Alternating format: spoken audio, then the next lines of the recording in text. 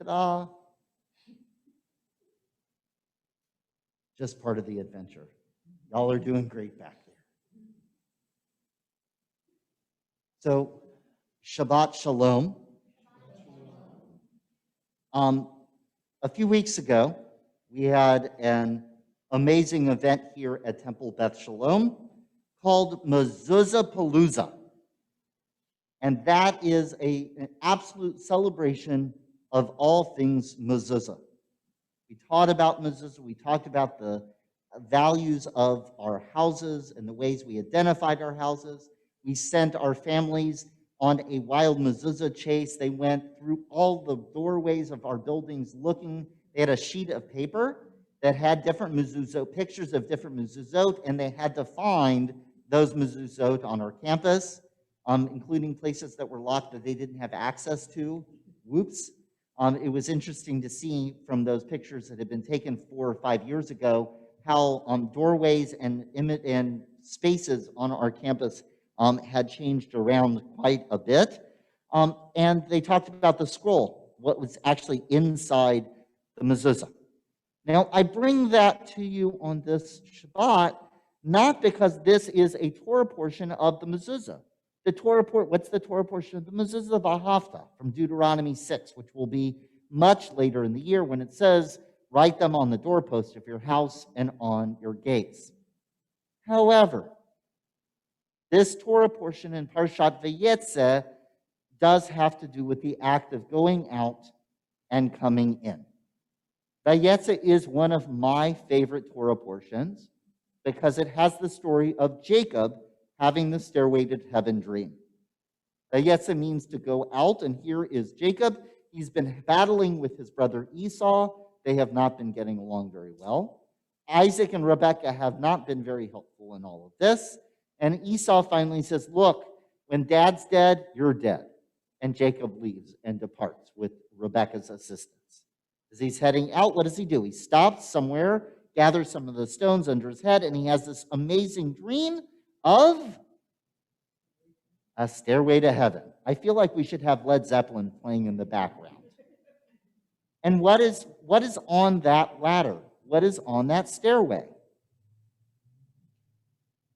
Cantor's doing the bird motion. That's not a bird motion, that's an angel motion.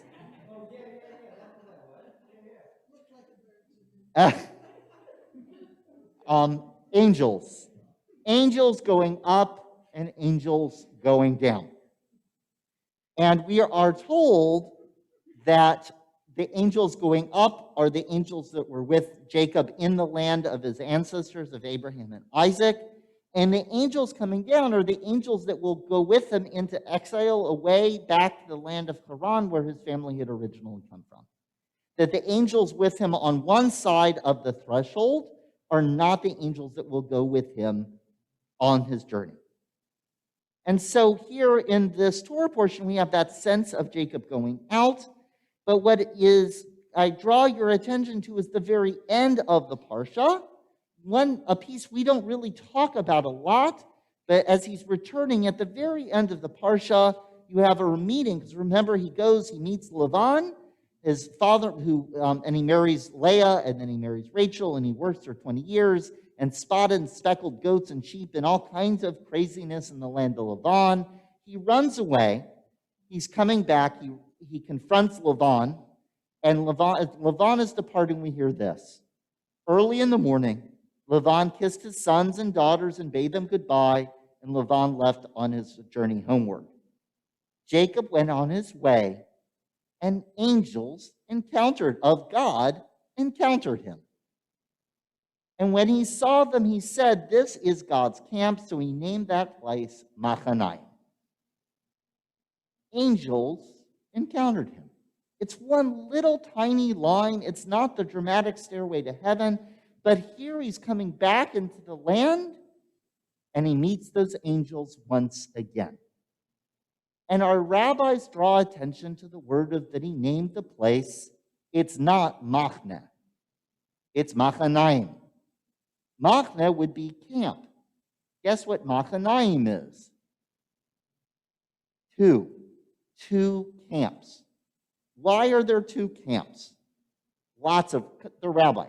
There are lots of reasons there are two camps. It could be that there's the camp of earth and the camp of angels, right? So Jacob and the Mishpacha, they're in one camp on earth, and they look up, and there are the angels up above them. That's one answer that's given. The other is you have two camps, one in exile, one on one side of the boundary and one on the other side of the boundary. Think about a border crossing. And that those are the two camps, and there are angels in one set of camps, and then there's another set of angels on the other side of the camp. And so as they pass from one camp to the other, the angels from outside of the land hand them off to the angels that will accompany them in the land. And it is an absolutely incredible, beautiful image. Either of those is really pretty amazing and pretty beautiful. And I also think there are a lot for us to think about and take in and bring to life in our day and age.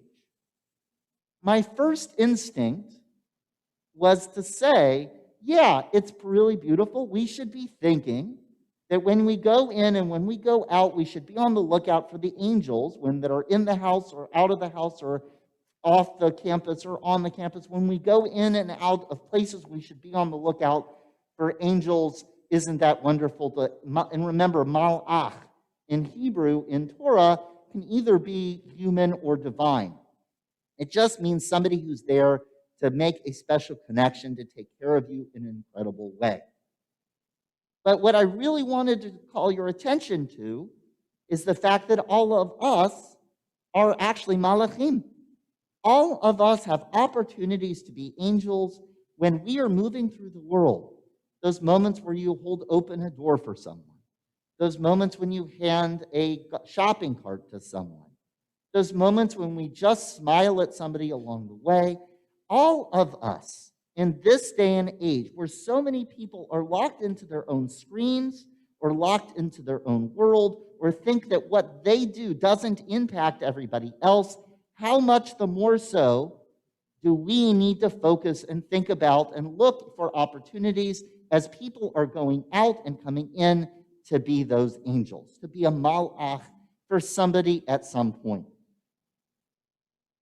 And I realized that was important, that in this day and age where there is so much selfishness, that's a reminder that we are all interconnected, that we are all responsible to each other. How many times do I have to say the same story if two people are riding in a rowboat together and one of them takes out a drill and the other guy looks at him and says, "What are you doing?" And the first guy with the drill says, "What do you care? It's under my seat. It's under my part of the boat. It doesn't work very well because we're all in this together." But I realized, as much as that's important for us to look for opportunities to be a malach, that messenger, that connector, that carer for someone else, I also think the more I thought about it, the more I realized how we also, it's not just a throwaway. It's not just something to dismiss, that all of us in this cynical age, in this age of social media, in this age where people just dismiss each other so easily, it is really incumbent upon us to be on the lookout for our angels. To really be looking around as we move through our world for those moments where somebody comes forward to us. Not just say, "Oh, that's nice," but really to absorb the energy, the positive energy that they're bringing to us, being ready to then take that energy and share it. That's what Jacob did. That's why he was still successful, even in the land of Lavan, taking those blessings of those angels that were around them and turning them into something positive.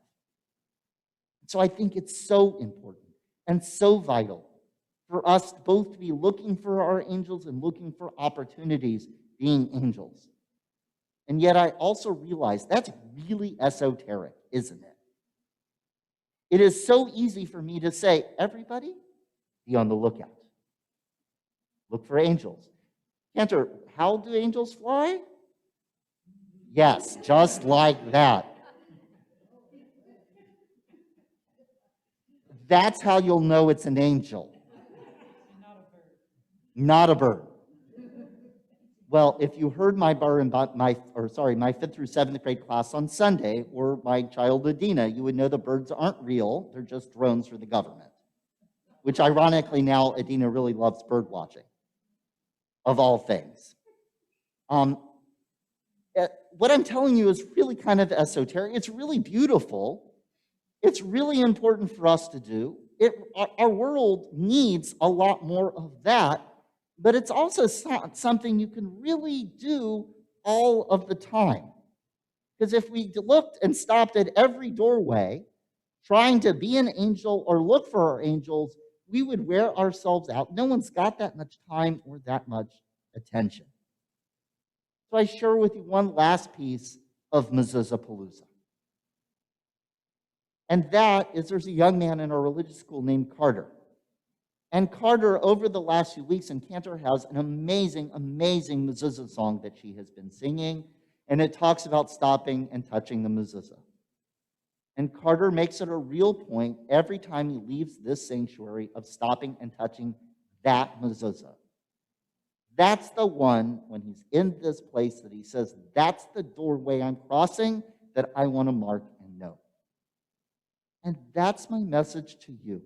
Not just to look for angels, not just to be angels, but find one doorway. It doesn't have to be all of your doorways. It doesn't have to be every doorway. It doesn't have to be a literal doorway. Look for a threshold, a place that you cross of time and space. Set that doorway, set that threshold as the place. When you cross it, you're going to say, this is that moment like Jacob, when I looked up and the two angels were there, and I crossed the place of the two camps. Set that place, that's the place where you remember being Jacob and looking up and seeing the stairway to heaven, knowing that you can be the angel or others can be the angel, that all of us, each in our own place, can find those ways where heaven and earth connect, where we really do make miracles happen, and we find ways of receiving the love and the light and the gift of others, or providing those moments of connection that so many need in order to move forward in our world. I offer that to you, to find your doorway, to mark that doorway, to look for the angels, to be the angels, because that is how we will bring more shalom into our world. Amen. Shabbat shalom.